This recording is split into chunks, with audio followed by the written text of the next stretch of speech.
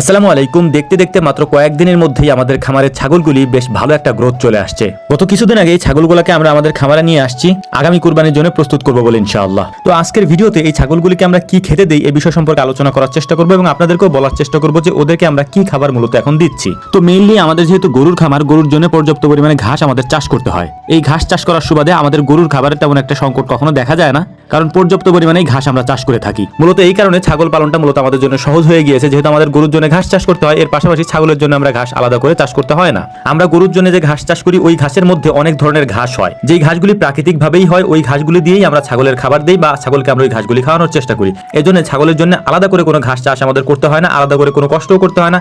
যখন আমরা গরুর ঘাস কাটতে আসি তখন এই ছাগলের ঘাসগুলোকে আমরা একটা জায়গায় করে সুন্দর করে এখান থেকে নিয়ে যেতে পারি। এবং এইগুলা যেহেতু প্রাকৃতিক ঘাস, এই ঘাসগুলা ছাগল খুব ভালো খায়, সেটা আমি আপনাদেরকে দেখানোর চেষ্টা করবো যখন এই ছাগলের সামনে এগুলা দিব। এই ঘাসগুলা যেটা আপনারা দেখতে পাচ্ছেন স্ক্রিনে বা ভিডিওতে, এই ঘাসগুলো যখন ওদের সামনে দিব তখন আপনারা বুঝতে পারবেন যে ওরা কি পরিমাণে এই ঘাসগুলা খায়। তো মূলত গত 2 দিন যাবত সজীব মামা আমাদের কাজে আসতেছে না, কারণ তিনি তার কাজ নিয়ে একটু ব্যস্ত। মানে আমাদের এখানে এখন পেঁয়াজের সিজন, আমাদের এখানে পেঁয়াজের হালি বলে বা পেঁয়াজের চারা ফেলা বলে, এটা এখন সিজন, যে কারণে সে 2 দিন যাবত আসতেছে না। এই 2 দিন আমাদের একেবারে ফুল দমে কাজ করতে হচ্ছে। তো আমার ভাগ্নে ছুটি ছিল আজকে, ও তাই আসছে আমাদের বাড়িতে আসার পরে ও টুকটাক আমাদের সাথে কাজ করে, এটা আপনারা অনেক ভিডিওতে দেখছেন। তো আজকে বলতেছিল যে আমিও ঘাস নিয়ে দেখবো আমি তোমাদের মতো পারি কিনা। তো বললাম ঠিক আছে, তাহলে তুমি কতটুকু নিতে পারবা সেটার একটা আটি তুমি বানাও। তো একটা আটি বানাইছে, মোটামুটি একটু বড়ই হয়ে গেছে, মানে আমরা যে আটি আনি মোটামুটি ওইটার অর্ধেক। তো ওর মতো ছোট মানুষ অত বড় আটি আনা একটা টাফ ব্যাপার আর কি, ও তাও নিয়ে আসছে আর কি, আলহামদুলিল্লাহ। তো তারপর হচ্ছে যে আমরা যে ঘাসগুলো এখান থেকে আপনারা দেখতে পাচ্ছেন যে আমরা দুর্বা ঘাস বলি বা আরো ধরনের বিরিয়ানি ঘাস বলি, এগুলো হয়তো আপনারা নাম হয়তো নাও শুনতে পারেন, আঞ্চলিকভাবে আমরা বলি। তো এই ঘাসগুলোকে হচ্ছে আমরা এখান থেকে মানে হাতে টেনে টেনে তারপর নিয়ে যাচ্ছিলাম।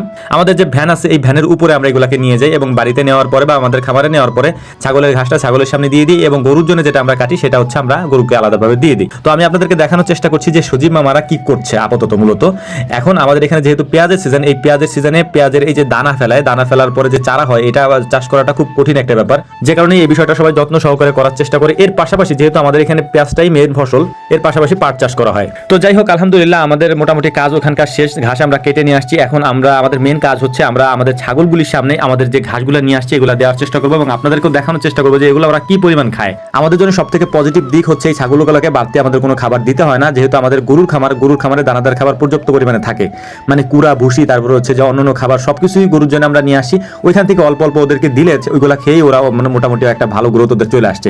আর যেহেতু ওদেরকে পর্যাপ্ত পরিমাণে যত্নও করা হয় আর কি, তবু এই ছাগলগুলোকে দেখাশোনা করার ক্ষেত্রে আমার আব্বাই সব থেকে বেশি দেখে। আমি তেমন একটা সময় পাই না গরুর খামারে বা বিভিন্ন অন্যান্য জায়গায় সময় দিতে গেলে আমার একটু সময় সংকট হয়ে যায়। আপনারা অনেকেই আমাদের সাথে দেখা করতেও আসেন, আমাদেরকে এসে পান না। মূলত আমাদেরকে না পাওয়ার একটা কারণ হচ্ছে আমরা তো সবসময় খামারে থাকি না, বাইরে কাজ করতে হয়, সবসময় তো খামারে কাজ থাকে না আর কি। তো যাই হোক, এই ছিল মূলত আমাদের আজকের ভিডিও। অনেকে ছাগলের ভিডিওগুলো দেখতে চাইছেন আর আমরা মূলত ছাগলের ভিডিও দিতে চাই না।